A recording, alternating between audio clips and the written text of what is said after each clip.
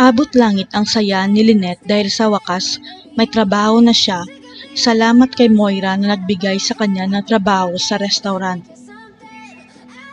Pero hindi talaga maiwasan sa trabaho na may magkakagusto kay Lynette dahil may crush sa kanya si Gerald, ang waiter nila sa resto.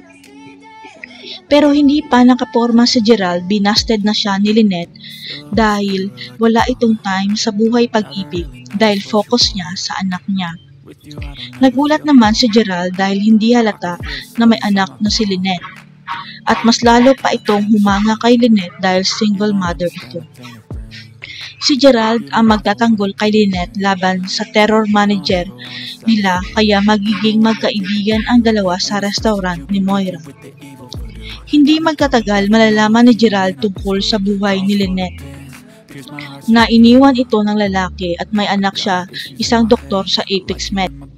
Hanggang sa nagdesisyon si Robert bisitahin ang restaurant nila ni Moira at laking gulat ni Robert na makita si Tisay sa resto.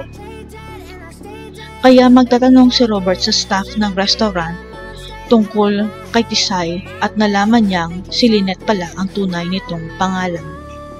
Mababanggit ni Gerald kay Sir Robert na nagtatrabaho si Lynette sa restaurant para maitaguyod ang anak niyang si Annalyn Santos.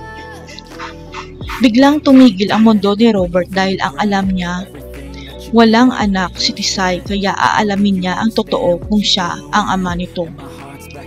Aamin na kaya si Lynette na may anak silang dalawa ni Robert? Sasabihin kaya ni Lynette kay Annalyn na si Doc Tanyag ang tatay niya? Abangan. I'm the one who's always